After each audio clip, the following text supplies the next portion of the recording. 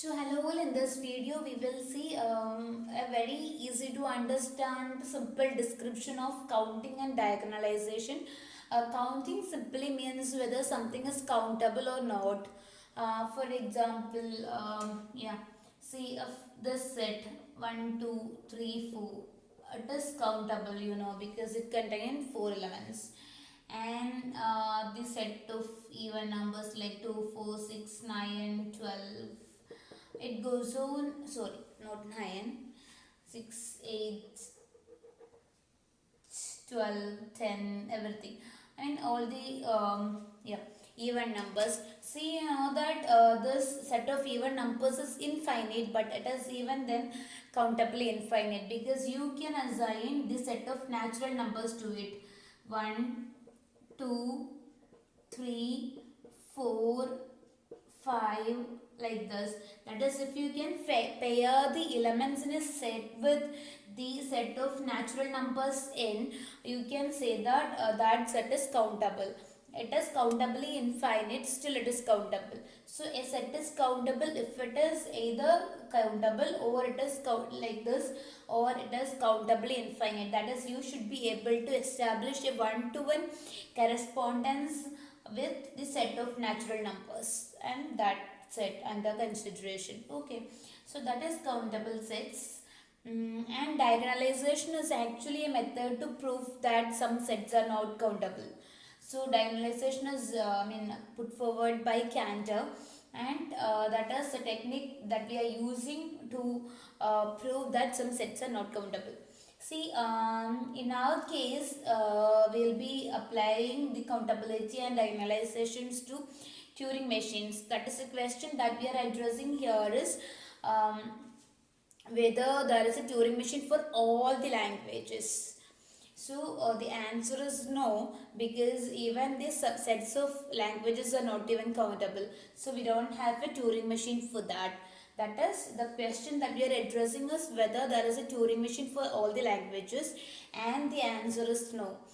Okay, we don't have a Turing machine for all the languages. Even given a particular alphabet, the set of the set of languages is not countable. For example,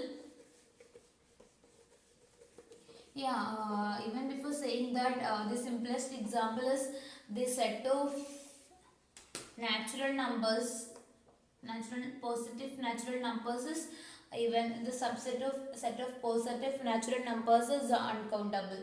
For example, we can establish like 1 is the set itself, then 2 is the subset, yeah,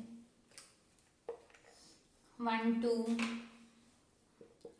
That is, we are writing the subset of natural numbers, positive natural numbers.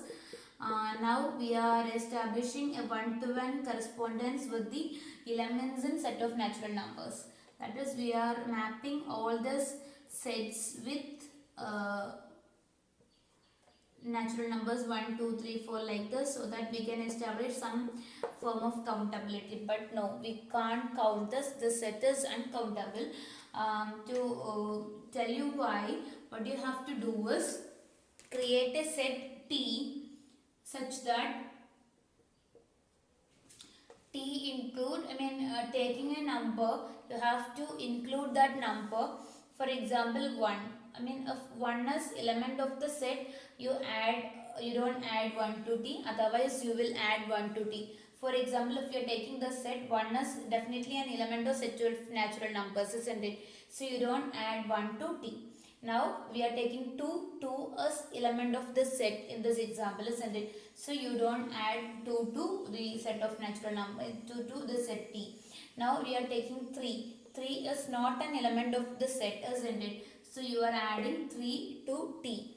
Now you are taking 4. 4 is not an element of the set, isn't it? So you are adding 4 to T. Now you are taking 5. 5 is not an element to the set. This is an empty set, isn't it? So you are adding 5 and it goes on. Are you getting me? So you can create a set T like this.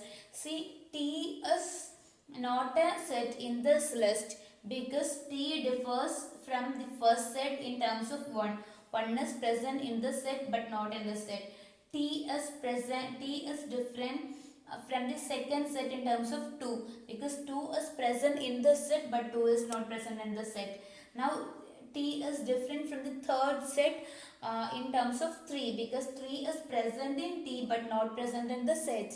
Now 4. 4 is present in T but not present here in the set. Now 5. 5 is present in T but not present in this set. So we are creating a brand new set which is not part of this particular listing. That means this listing is uncountable. That is, you can always come up with a new list, new item, new set.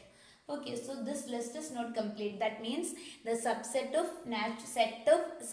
of natural numbers, positive natural numbers is not countable.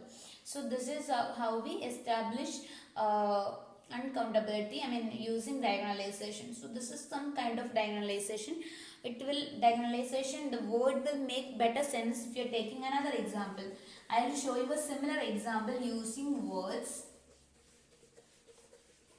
So I am taking a list of words. First word is as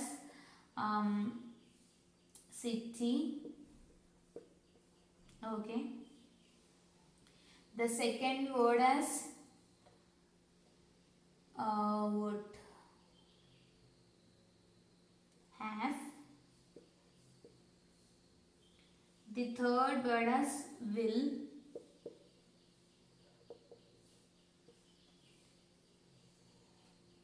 And one more word, the fourth word as word itself.